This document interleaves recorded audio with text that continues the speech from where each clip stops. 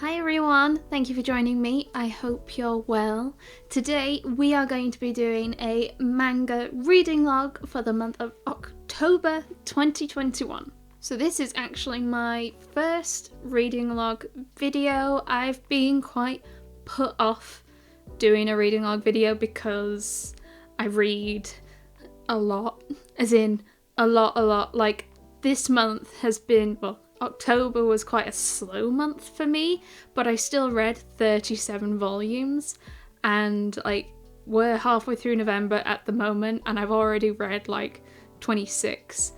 And so I've just been really put off doing them because I think talking about 30-40 volumes is just really long. So I did have a think of I could do a video where I just talk about some of my favourites or some of my not favourites and whatever that word is, and just but then I was like no, let's try doing everything I've read, even if it means I have to speed through some of them a little. It might help me describe things a bit better if I give myself a self-imposed time limit. Not that I'm actually setting a time limit, I'm just going to try and be a bit quicker than normal, even though I'm rambling at the beginning of the video, which is So yes, this is my first reading log. If you like it, I'll keep doing them because I keep reading manga. Just so you're aware, I am likely to talk about spoilers for the volumes. I feel like that's kind of the point of doing a reading log, maybe, especially since I don't generally read a chunk from a series. I read one from lots of different series. So I will put some timestamps down below if you want to skip over any particular volumes, because who likes spoilers? I really don't like spoilers. And I don't want you to be spoiled, so I will say the name of the series and the volume number at the beginning of each bit, and you just jump over if you're like, oh, no. Okay, cool. As I've done with other manga videos, this is going to be done alphabetical because that's how I keep my manga, so I find it much easier to put it away at the end, / I can just pull it off the shelves in alphabetical order. So the first volume we have is Asadora Volume 3. So Asadora is the first Urasawa series that I have read. I do have most of 20th Century Boys, some Monster, and all of Pluto. I'm missing the first early 1 and 2 of 20th Century Boys. I haven't read that, and it's not been too long ago that I picked up Monster. So yeah, this is my first. I've really enjoyed it. Sometimes I find not much happens in the story, but I'm completely swept along with the storytelling. It's just so smooth and it keeps you engaged and it's great. So in this volume, some more freaky stuff's happened. We're learning a bit more about what the creature was that we saw in volume 1, and our main character, whose name eludes me, does it say on one of the flaps? No, I can't remember her name. Anyway, that one there, she is trying to figure out what the monster was because stuff happened to her family in the first volume and she wants to know what's happening. And yeah, there's a whole bunch more of her flying and stuff, and it was really good. I enjoyed this. This was a good volume. I can't wait for volume 4, which I know is already out in the States. I just need to wait for it to come over here. Next we have Ascendance of Bookworm, Part 1, Volume 7, which is... Part 1 is, if there aren't any books, I'll just have to make some. This is the last volume in Part 1, so this is wrapped up an arc. It's also a lot thicker than a whole bunch of the other ones. You can actually see them there. It is the thickest of the bunch. I do like J Novel Club manga. I think the quality is absolutely lovely, and they're so dense. They're so heavy, even though they look really thin. So in this volume, she's kind of signed up to become a maiden at the church, basically, because they have books there, and they're able to help her manage her overheating.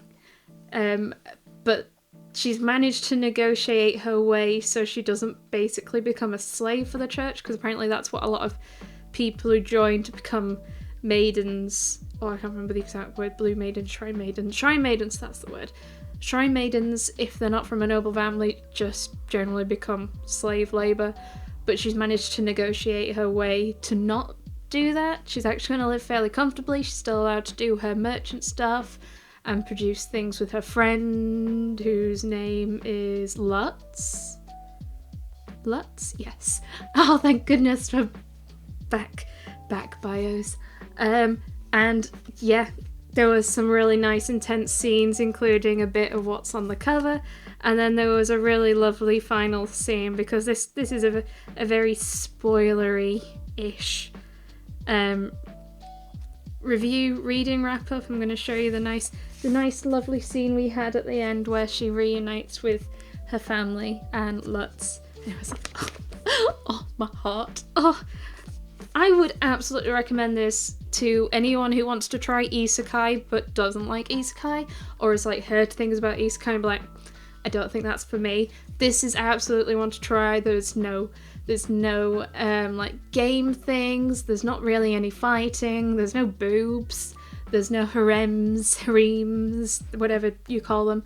It's just a middle-aged woman in a little girl's body trying to read a book. It's like the plot of the entire series. Attack on Titan Volume 34. So this is going to be a spoilery one, because this is the last volume in the series. So early October, was it early October? No, sorry, late October, I got pretty sick, and I was off sick for like a week and a half. And I didn't actually get much manga during that time, which is quite unusual for me, but this is one of the ones that arrived while I was sick, so it was like a nice little pick-me-up. It's also really thick. Oh, it's a lot of nice thick volumes here, isn't there? So, what I must say with Attack on Titan is I caught up with the series around volume 17, or volume 12, mid-teens. I think it was somewhere in the mid-teens I caught up with the series. And I think from about volume 27 onwards, they actually started releasing them a lot more sporadically. They used to be released a lot quicker, and then from about volume 27, they got released a lot slower, and there's been huge gaps. And I must say, I think I became a bit detached from the series because of that, because it was just so long between volumes. I definitely forgot things that happened. I was forgetting characters. Potentially doing a reread, I'll enjoy the ending more, but I spent more of the ending trying to be like, wait, who are you again? What was that? Did I know that person? Was I supposed to know that person? That thing they talked about, was I supposed to know that was happening? I did have to... I always know when I read or watch something and I have to go and look it up online to figure out what was happening, I'm like, I'm not sure. I enjoyed it. I wouldn't say it's a bad ending. That's not what I'm saying. I'm saying that I got very confused, and I had to read about 4 or 5 articles to understand what happened. I understand what happened now, I think. But yes, I think it's definitely one I'm going to do a reread of at some point. I don't know when. Blank Canvas, My So-Called Artist Journey, Volume 5. This is also the last volume in the series. Goodness, I went on a intense final volume binge, didn't I? So this was wonderful, this series. I really loved it. It's the same artist as Princess Jellyfish and Tokyo Tarariba Girls. What I must say about this one is I had quite a big gap between volumes 4 and 5 because I couldn't find a copy of volume 5. I absolutely was trying to read it. I think it was about April time. I read volume 4 volume 1 September last year, and then 2, 3, 4 in April, May time. And I couldn't find volume 5 anywhere. No shops had it. Amazon, Blackwell's, all out of stock. I just couldn't find it. And then Blackwell's got it back in stock at some point in October, and I ordered it and I read it the day it turned up. But I must say, I definitely feel I lost a chunk of impact because of the gap. Because again, I forgot who characters were, and I felt, because I read 2, 3, 4 back to back, the emotional build-up was there throughout those volumes, and then I sort of peaked, and then over time it sort of drifted, and then I read this, and as much as it did make me quite sad, I don't feel it hit as much as it could have done, which I was weirdly a bit sad about, because I really enjoyed the rest of the series. I flew through them, and I thought it was wonderful. I thought it was a wonderful self-reflection of the artist, And I would definitely recommend reading it. I would recommend picking up all 5 and then reading them back to back, as opposed to doing what I did, which was, oh, that was nice, I'll go pick up the next one. What do you mean it's unavailable? Destiny Lovers Volume 7. This is a plastic wrap manga.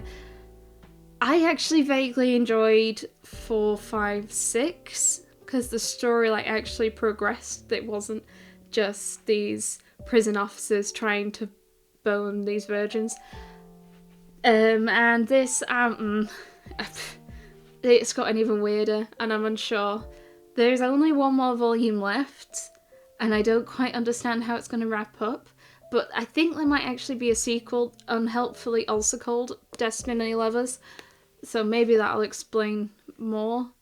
At this point, I want to pick up 8 to finish the series. Volume 7 wasn't particularly good. Yeah, there were some very gross bits, but thankfully there was comeuppance served. Don't Toy With Me, Miss Nagatoro, Volume 1. I've been wanting to pick this series up for ages, but it's very hard to find, and then when I could find it, it was full price, and I'm like, no. But I did find this for actually a pretty decent price, cheaper than 3 for 2. Yes, that's right. One of the reasons I am quite drawn to it is how colourful and vibrant the spines are, because I'm very easy when it comes to colour and rainbow. I actually, disappointedly, I didn't enjoy it as much as I thought I would. I found I didn't really like her. I felt a lot of what she was doing was just bullying. It wasn't toying, teasing. Parts of it went definitely too far, and I didn't like that. I did enjoy the general story, so I enjoyed the storytelling and how the story was. I just didn't really like her, and there were points where she just pushed too far. You could tell Heat the Dude didn't really mind too much at times, but also, yeah. I say I'm unsure. I've already ordered a couple more volumes. They're just not sequential. Dr. Stone 18. I love Dr. Stone. Dr. Stone is one of my favourite ongoing series. Oh, it's so good. Love science so much. I love all the different things they do with the science, even if it's not all completely scientifically accurate. It's like, oh, boo you, don't be such a spoil sport. This one has progressed the new arc, so the new arc started in the last volume, and this one was pushed it along a bit. We also saw a whole bunch of more backstory from Senku, which was oh, that was so good. And yeah, I really enjoyed this. I go through Dr. Stone volumes so quickly.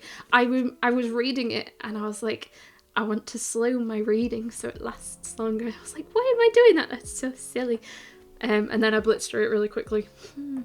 This volume has kind of left off on a cliffhanger, so we'll see the next volume, which in theory is out later this month, but Viz so far have been the worst publisher for pushing their release dates back, so I will believe it when I see it. Dungeon Dive, Aim for the Deepest Level, Volume 1. This is a new Isekai, I believe. Yes, it was one of the new Isekais. This was, I think, an average Isekai. There wasn't really anything bad with it, but also I don't think there was anything really that remarkable. There was a guy, I think, with some powers. I can't remember if they were OP or not. Probably, potentially. And he's trying to get to the bottom of this dungeon, and he's found someone to go with him. I think it's this girl here. Yeah. That is about all I have to say. I don't remember anything else about it. Eden Zero Volume 12. Oh, I am loving Eden Zero so much as well. I had to actually quickly flip through it because my Volume 13 arrived a couple of days ago, so I've read that as well, and I was like, wait, what was 12? Because what I think is latest in the story isn't anymore this. So this wrapped up the Draken arc which was a bad guy who was trying to steal powers and was stealing life force and stuff, and there was a wonderful fight at the beginning, and then they go back to Shiki's home planet, excuse me, and his grandpa is there, who's like a robot. Demon King, that's it. And he's like evil now. And Shiki's like, what? And everyone else is like, what? And then he charges off in his ship, which is way more powerful than their ship. And they like kind of follow because they're kind of going in the same direction. You know, that's a super awkward situation you can be in. And yeah, they're like, okay, fine, something weird's happened, but we're going to continue on our adventure, which is to go and find Mother of Cosmos. Is that what it is? I love the word cosmos. Cosmos. And yeah, that was a good volume. Eden Zero has been like proper banging recently. It's like solid 8s and 9s throughout. There was a volume that I have given a 10 out of 10 because it was like throughout it. I can't remember which one. But yes, Eden Zero is great. I can't believe I've just done another volume because I already want to read some more. Oh, it's so good. I'm not really going through these that quickly, am I? Well, I'll try and speed it up a little bit. We'll see. Failure Frame. I became the strongest and annihilated everything with low-level spells, Volume 2. Well, with titles like those, I can't speed through it quickly now, can I? This is an isekai, would you believe? I wasn't really that bothered about this volume. I really enjoyed Volume 1, where the guy had been summoned with his classmates, and for some reason the goddess that summoned them was like, nah, you're trash, and kicked him to the bottom of this like pit dungeon thing where they just keep people to die. But it turns out he has like powers, and he's like, I'm gonna go and kill that goddess for being a douche to me. At the end of Volume 1 he gets out of this like dungeon pit, and then Volume 2 is him like trying to figure out where he is, what's going on, and find a town, sort of. And he runs into this lady who he sort of doesn't team up with, but sort of does. And I just didn't really mesh with it. I also found the artwork wasn't as great towards, weirdly, the second half. I don't know if it was just me being picky. This I gave like a 6 out of 10 because yeah, I just didn't really get. I just wasn't there. I feel yeah, it was just all right. It's not as good as Volume 1, which was slightly disappointing. Fairy Tail 100-Year Quest Volume 8. I love Fairy Tail. It's just so silly. You always know nothing really is going to go wrong because it's Fairy Tail. And there was some really neat fight scenes. And yeah, it was some really funny moments. There were moments that like made me giggle out loud. There were moments that I was like, oh! And yeah, I am permanently amused that there is just always an enemy more tougher than them. I get that's like, it keeps it interesting, but like we've already technically completed the story with Fairy Tail, where this is like the spin-off, and there's just more baddies than the ultimate baddie in that one, and that just tickles me. But this was a good one. This was a good volume. Gohan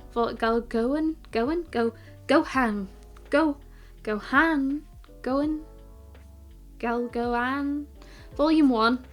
This is another series that I've been wanting to pick up for the longest time, and I'm actually not sure if I was disappointed by this. I did enjoy it. There's a lot of stuff about food, and I like my food mangas. There's just a slightly strange relationship between our main character, her, and one of the teachers, facilitated by her. He just wants to try and teach her to cook, and she like wants to try and take him on dates and stuff, which was very weird. It's very weird, but I'm loving the food aspect of it when he's like, right, we're going to be making hot pot or something, and they talk about how you make it, and I'm like, oh, seeing food is so nice. Granblue Dreaming 14. I love Granblue Dreaming. It is one of my top 5 series because the humour is at my level, which is low. I love lewd, rude, stupid humour. I love the guy who's like, I'm not an otaku, as he's like covered in anime girls. This one, they have been sent to another, is it Dolphin? I think it's Dolphin. The name, to another like diving shop in another country, which I've completely forgotten. I'm so shit at this. They've been sent to another dive shop to try and like help them set up because it's new, I think, and they're having a good time of it, though she has feelings for him and he's realised, so he decided to try and set them up without asking her if that's what she was interested in, and it was hilarious. I feel really bad for her, but also it was hilarious. There was a lot of emotional moments with her and her mother as well, because they don't seem to really get on too well, but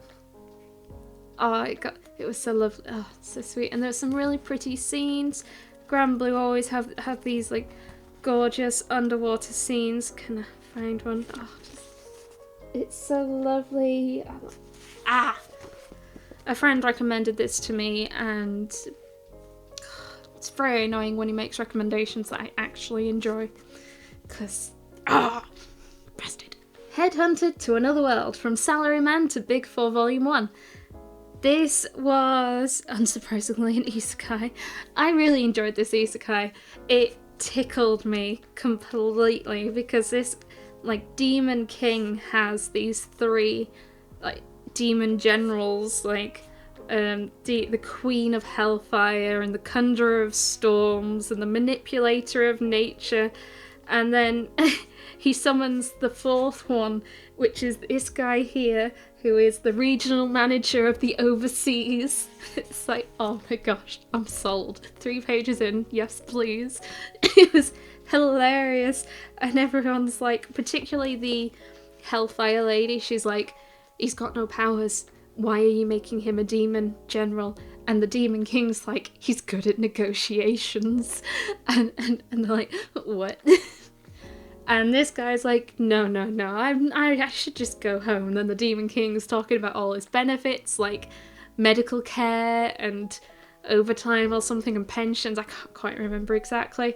And he's like, oh, okay, maybe. I'm interested.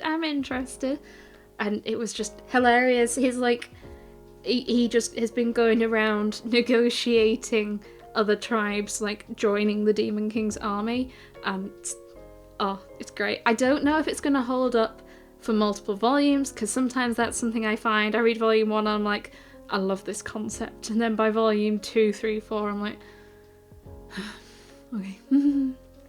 But this one properly had me giggling, and if they keep going with like things that make me giggle, I'll be fine. Heaven's Design Team Volume 3. I love this series so much. This is one of my favourite series reads of the year. I picked up Volume 1, read it, and then bought the other 5 volumes. It's so good. It is basically God has created Earth, but he doesn't have the time or doesn't want to spend the time creating the animals, filling it with animals, so he outsources it to the design team, and he'll like pass down messages to the team saying something like, so there's like a guy here who was given a proposal to make an animal that was bad at swimming, and he's come up with an otter, and it is just the cutest thing ever, and it's just an entire chapter of them making this cute little otter who's going, my hands are very cold. He's like, oh yes! Oh, it's so cute. They're doing little snuggles with the seaweed. Oh, and then they're hand holding. It's like, oh, yes! And then at the end of every chapter, they have like actual facts about the animals that they created in said chapter, which is really interesting to read as well. And that is literally the gist of the story. It's great. There are 6 volumes out at the moment. I have volume 4 in my basket to read because I try not to binge a complete series in one go. I'll read like a volume and then move to another series and then come back to it after I've read so many. But yes, good series. Hell's Paradise Volume 7. We're getting a lot more action in Hell's Paradise. I started to get confused again, so I had to quickly do some Googling to check some things about the whole like elements. Is it, what's the word again? Yin? No, chi? Is it chi? I can't remember the words. This is what I mean. I'm so easily confused. I always appreciate manga that give me like a glossary of people in the front because I'm like, who are you again? I don't remember. So we had a lot of really neat fights in this volume, which I quite enjoyed. We've also got the new group of people who've hit the island and have taken down a whole bunch of the weird deity thingy-majigs, and they're now heading at pace towards the middle of the island where everyone else is, and I can't wait for them to catch up and see what happens, because everyone, the general gist makes it sound like they're just going to kill all the prisoners and potentially their handlers, which that would be quite a wipeout. So yeah, can't wait to see what happens with that. I have 8, 9 and 10, so I do have quite a bit of reading this to still do. How to Build a Dungeon, Book of the Demon King, Volume 7. This is a plastic wrapped manga. This was not a good volume, I must say. It felt like a bit of a chug to get through. They were like attacking a castle and then it didn't go well, so they retreated like 3 times. I wasn't entirely sure, and then just orgy, and it was like, what okay, I mean, not okay. It was just really weird and not that great. I thought it was an Isekai when I first picked it up. It's not. Kaguya-Sama Love is War, Volume 20. So I found up to Volume 14 where, spoiler, confession happens. I really loved that. And then from Volume 14 onwards, I do still enjoy the series, just not the same, not as much. I find I really enjoyed all the, like, bants and, like, games between Kaguya and Shirogane, but that doesn't really happen as much because they're dating, even though that is super cute and it is so lovely to see them together. It's just different, and I'm not sure still, even though I'm like 6 volumes past that now. So we're focusing a lot more on some of the side characters and their love interest, which I am enjoying. That's what this one focused on. It focused a lot more on what's his face? Yu, that was it. And Kaguya trying to like help him improve, which she does do. He does improve, like his grades and stuff. But yeah, I feel like this has to wrap up soon. I don't know if it's one of those series that have started their final arcs, like Dr. Stone and stuff, but I feel like this can't have too much more left in it. I assume it's going to like finish post them graduating maybe, which might be another year actually. I'm not sure. We'll see. I do still enjoy it. I will still keep reading it. It's not a bad series. It's just gone from like 8 9s to 7 8s is all. Kiss Me at the Stroke of Midnight Volume 2. I do quite enjoy this series. It's super cute, it's super sweet. I love the art style. The art style's so lovely. I didn't realise how big an age gap there was between the dude and the lady.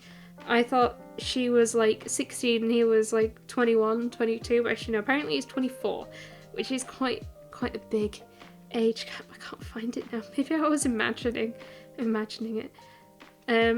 I quite like the humour, I like the silliness.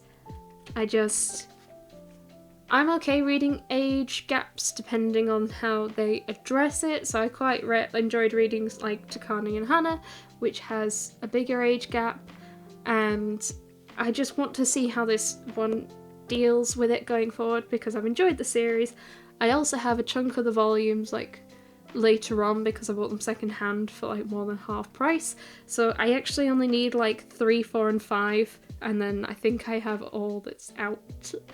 Maybe. Lust Geass Volume 3, another plastic wrap series. This was another very bad volume. Basically, there's this magic book that makes these women need to have their urges met for some reason by this one particular dude. And every volume has introduced another woman who has like read or acquired one of these books and has been cursed by this. And in this volume, the woman was the dude's teacher. Yeah. I don't actually think I need to say anything else. It was really gross. A Man and His Cat Volume 4. What a cute series. Oh, it just is just so heartwarming reading this. It just... I'm not even sure. I feel like I could talk you through what happens in this volume, and it's not really that spoilery because of just how a man and his cat is. There isn't a huge amount of story to it. It's just a man chilling with his cat, and it is the most adorable shit ever, and it'll make anyone who reads it want to have a cat. I wish I had my own cat. It's so lovely. And then there was this after story, like post story chapter, and it made me burst into tears, like properly. I was like, oh my god, that's so emotional. It's so cute. It's good. Multi-Mind Mayhem Isekai Tensei Soudouki Volume 1. This is a bit weird because it is like kind of an isekai. So this kid here is born, as you do, but these two other souls at the back have been reincarnated into his body when he was born. So the main character, like the dude is himself, but in his head he's also got two other people in there. So this guy is like an old samurai obsessed with money and booze. And then this guy here is a teenager from Japan. So that's like the more traditional isekai aspect. And it's just been kind of weird because like he's using the knowledge that these two have to like improve infrastructure and make money and do things like that. So there was the whole thing in this volume about this guy got them to grow sugar beets to produce sugar, because sugar's really expensive in this world and hard to acquire, but they were doing it a lot cheaper, and they were like trying to keep it super secret so the nearby kingdoms didn't know how they were doing it, and it was like, ooh, and then there was a really sick fight at the end. It was like, ooh. It was an above average manga. I wouldn't say it was like a, oh my god, this is one of my favourites. No, probably not. This was like a 7, so I quite enjoyed it, but I'll see how it gets in further volumes. Noragami Stray Stories Volume 1. I say Volume 1, I think there is only one volume, so I don't understand why they put a 1 on it. I was very confused when I was trying to find out if there was Volume 2, when it was releasing, and all I could find was there isn't one. Why do you put a number on the side? It's so confusing! Anyway, so I've been reading Noragami for like 2-3 years now. I caught up around volume 17, 18, I think, and they release like once a year now. So I'm waiting for volume 23, I think, which actually releases in the next month or so. If that's in the UK, I don't know. So I picked this up secondhand for like £4.50, and I you know what, it was really lovely to read because I've not read Noragami in so long, and these are all super silly stories. None of them were serious at all, and it was just really nice to read. It was nice to see the characters again. It was nice to have a giggle. Parallel Paradise Volume 6, a plastic wrapped series. This is almost a series that I would pretend I don't own. This is really weird, and this one, actually, you know what, Volume 5 and 6 had a chunk of story in it, and the story bit was quite neat, and then it got right back into the weird mating shit that it does. I would not recommend this. Even if you're looking for smut, I wouldn't recommend this. It's weird. It's so weird. The girls are always just really sweaty. I don't have anything else to say about this one either. Perfect World Volume 8. So we had quite a bit of like relationship progression in this one. I mean, spoilers. They do get back together, and these two, I mean, you can kind of tell they're doing a really nice hug on the cover. And that was quite sweet. I was quite glad they did. I was kind of just waiting for it to happen at this point. I feel a bit bad for the the dude that she was seeing, because they seem to be doing quite well, and then she was just like, sorry. And I feel like I feel bad for him, but also because it was so obvious that they still cared for each other, and it was almost inevitable they were going to get back together. But they are where they are now. He seemed mostly accepting of it. This dude goes to talk to her father, because her father is still very much of the no, you shouldn't be with him, it's a bad idea. And maybe he's going to go and convince him. There aren't many volumes left, so I imagine there can't be a huge amount of time for them to wrap things up, really. I don't see them breaking up again before, because there's only 11 volumes. If breaking up again, would they be able to reconcile in time? I don't know. I feel like there's going to be like one more big dramatic hurdle before we reach the end. I have already seen spoilers for what's going to happen at the end, so I feel like that element of mystery has been taken away from me, and it got taken away pretty early on into me reading the series, which I think has made me not... I don't think I've actually enjoyed it as much, knowing what's going to happen at the end, which makes me really sad, because, yeah, I feel like I wish I'd enjoyed it as much as, say, like, Geeky Dreams and Himika have enjoyed it, but because I knew what was going to happen, I don't think I've had quite the same level of enjoyment, but I do still enjoy reading it, and I can't wait to read the last 3 volumes. Quintessential Quintuplets 14! This is the final volume in the series. Goodness, it took me ages to get. Amazon cancelled my order twice. I think it was the only volume Amazon has cancelled during the entirety of lockdown, and yeah, I ended up getting it from Book Depository, and I think it's the only Book Depository order I've made in the past year, because the prices haven't been that great. But this was there for, I think, $6.99, which is an acceptable price for me for this sort of volume. Or was it $7.99, which is still acceptable. So this is last volume. The main dude has chosen his Quint, and she can't quite believe it. She feels like she needs to make it up to her sisters, so most of the volume is her talking to her sisters one by one and coming to terms with the fact that she's the one he chose. Excuse me. I wasn't too bothered by that bit. I feel like they did the big reveal in the last volume, and I was like, great, nice, and then the rest happened. It wasn't a bad volume, I enjoyed it.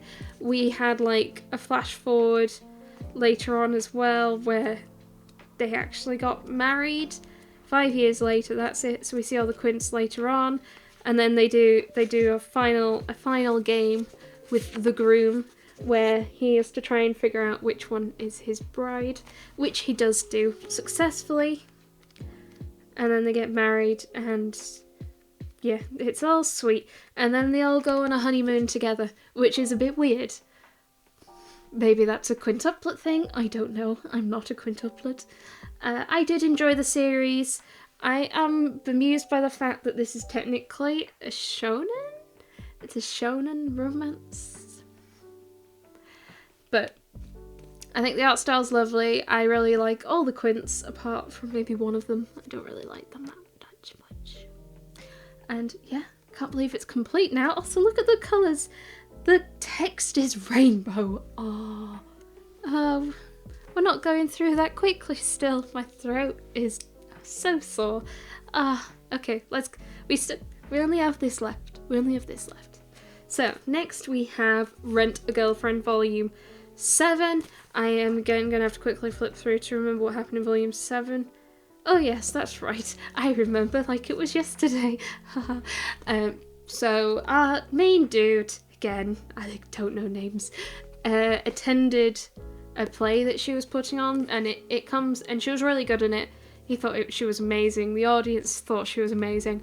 And he runs into her afterwards, and she sort of explains that she's only doing the Rent-A-Girlfriend stuff as, like, practice for her acting. She wants to be an actress at the end of the day, and doing the Rent-A-Girlfriend stuff not only pays for her acting lessons and stuff, but it also gives her experience. And he's like, oh, okay, you're really good, and you should keep doing it. And she's like, oh, cool, thanks. I don't think I flipped through it, and not a huge amount of anything else happens. They spend some more quality time together, chill.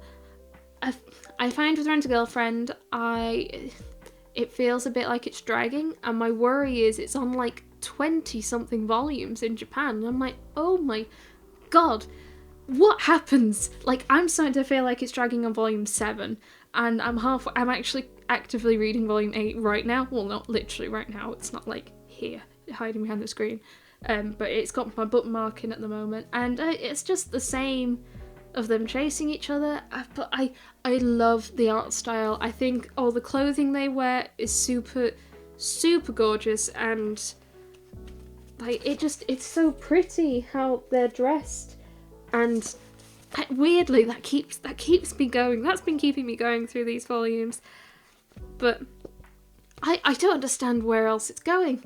Are they going to start dating? Are they not? Is it just going to be will they, won't they for like 20 volumes? Oh my gosh.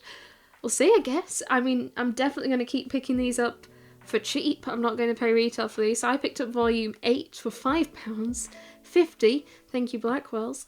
But when they retail for $11.99 in the UK-ish, I think. But yeah, the art style's lovely, but it's dragging. Shortcake volume 9. I have some particularly strong emotions about Shortcake, which I won't completely reveal here. That'll be maybe a wrap-up video once I've read the rest. This is one of the series where I'm adding another volume every time I fill my reading basket. So Shortcake, Heaven's Design Team, Hell's Paradise are 3 of the ones I'm doing, for example. So I'm trying to get through this. Volume 10 is in my basket at the moment. We've kind of moved on from the whole dating romance bit. We've moved on to sorting out their relationship, and that is basically what this entire volume is. We had lots of backstory. I don't know if you can tell by how much is darker.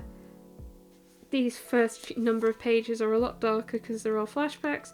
Actually, most of it's flashbacks. This is completely not accurate. It was, yeah, I'm not enjoying this arc, I suppose, as much as the romance arc, but it's like the romance has happened now. What do we do? And this is what we get. And yeah. Star-Crossed Volume 3. I think this is only a 4-volume series from what I have seen, so we're actually pretty close to completeness. It is the same author as Kiss Him Not Me, which also has equally gorgeous art. The art style in this is just super lovely. It's one of the main reasons I enjoy reading it, and I feel like the relationship between the guy here and the lady in the middle, who are the two that like keep swapping bodies, the relationship is like they're becoming close as friends, and it's actually kind of sweet, even though she's still really weirdly obsessed with him. But it is what it is. But it's so pretty. It's pretty chill. It's like kind of romancy, but without too much like aggressive romance. It's not all just like cute shoujo romance. It's like, yeah, I was gonna say a bit more relatable, but they're like swapping bodies. What part of that is relatable? The Strange Adventure of a Broke Mercenary. This is something I like to call like an isekai without an isekai without the isekai. So it's like everything you get in an isekai, but he's not being transported to another world, it's just his world. So I suppose it's just a fantasy. But I like saying isekai without the isekai, because I like the word isekai. This was definitely...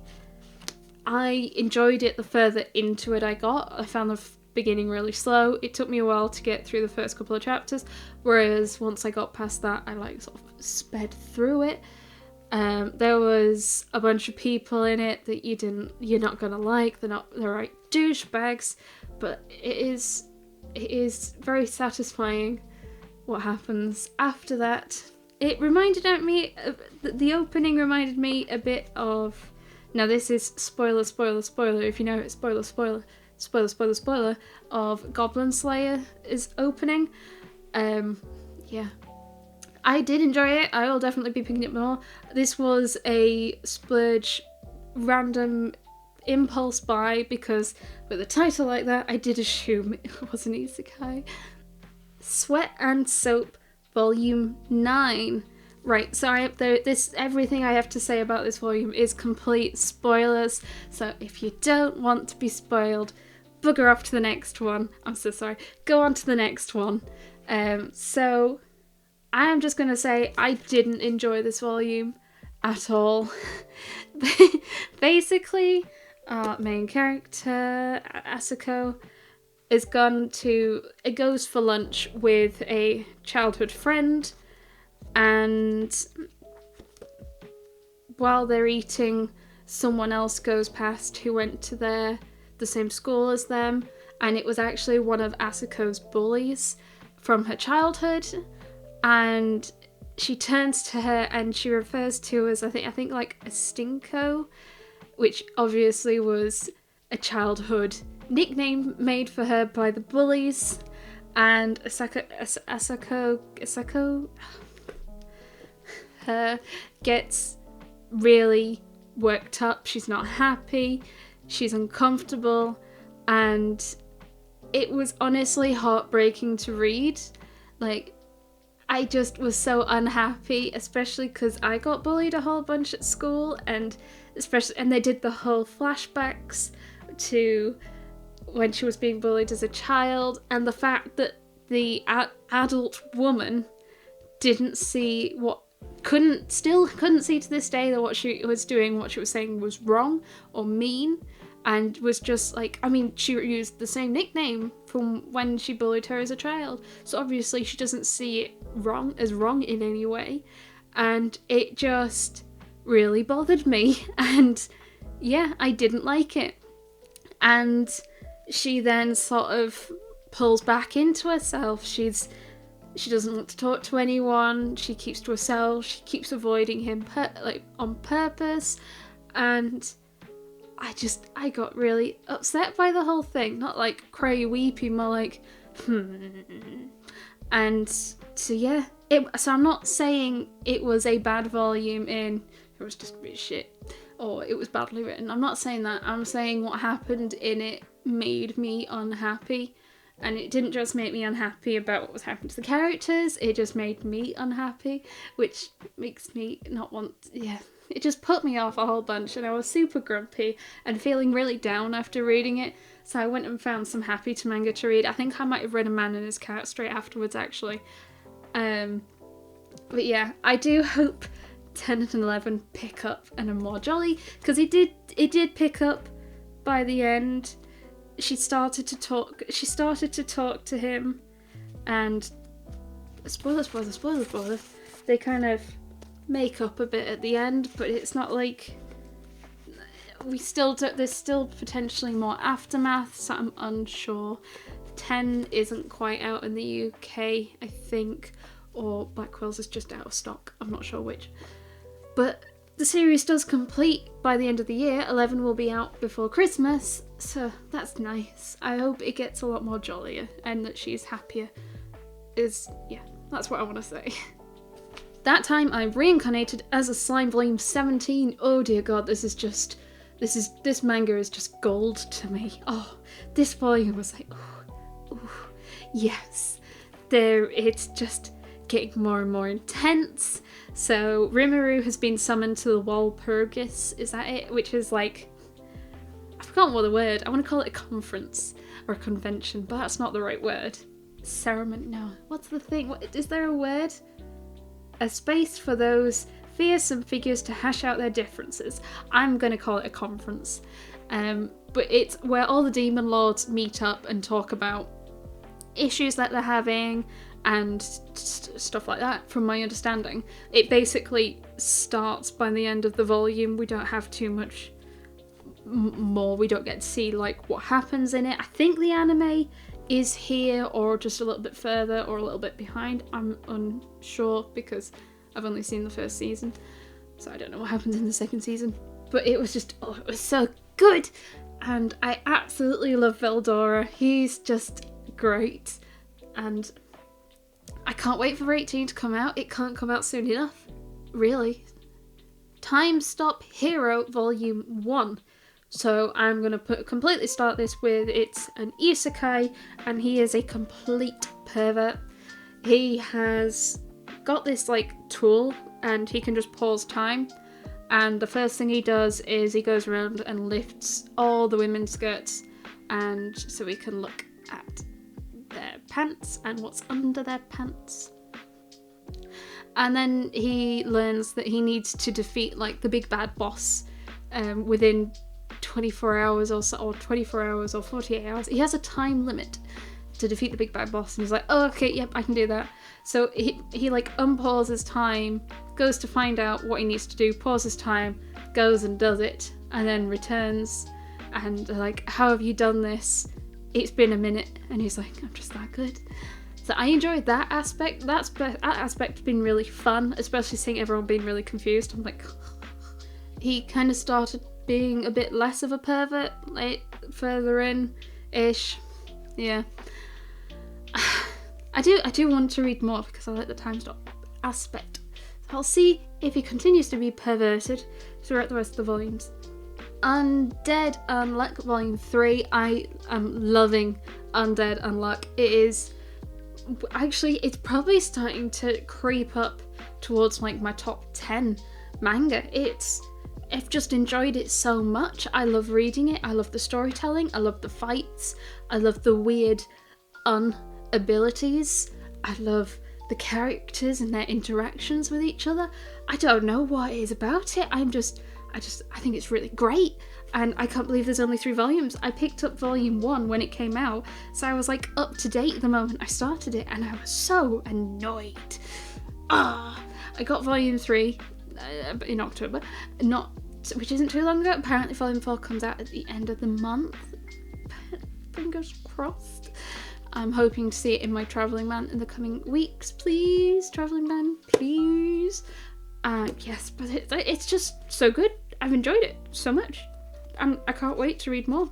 It's just, they've like picked up another character, I think, and there was some nice fighting on a boat, and they met some bad characters, and I still don't fully understand all the stuff, but yeah, that was so good. I can't wait for more volumes. Volumes 5 and 6 of World's End Harem. Now these are being able to read these is down to 2 wonderful ladies. Shout out to Geeky Dreams and Himiko, who kindly bought me my porn when I couldn't find it myself. So this is a Ghost Ship. This is printed by Ghost Ship, and 7 Seas / Ghost Ship are notoriously known for being bad for their reprints, and World's End Harem has been around for a while actually, and it is very hard to find. I think I actually am missing, I think, about 4 volumes now. 3 of them are available on Black Holes, but 1 of them isn't, so I need to do some more hunting. But these were 2 that are like completely not available at the moment anywhere that I've looked, and when both Emma and Tiffany went to London, they found them in Forbidden Planet for me, and they sent them my way because they are just absolute angels, and we need to send our love to them. Thank you so much for this.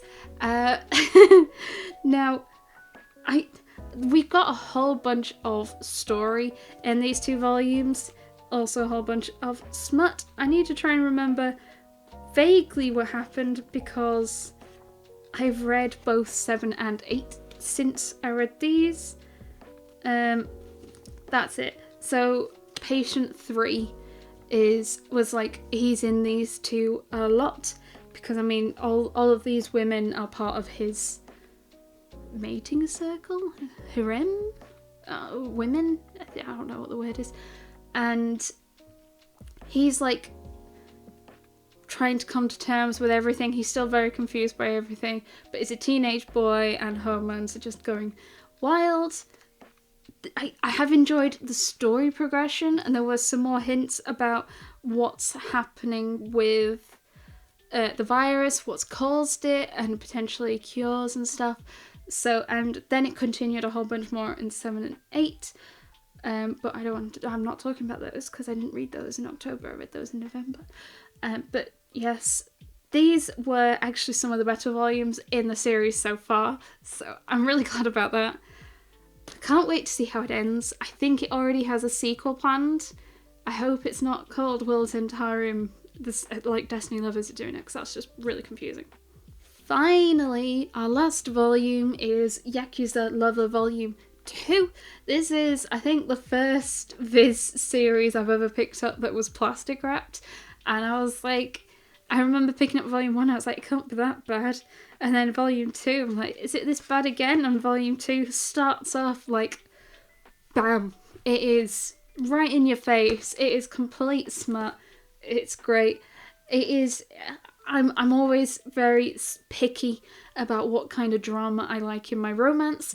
And the drama we get in Yakuza Lover is the kind of drama I like. Over the top, horrendously dramatic, like fights and guns and stuff like that, and I'm like, yes, that's my level of drama, thank you very much. And that's what this one brings.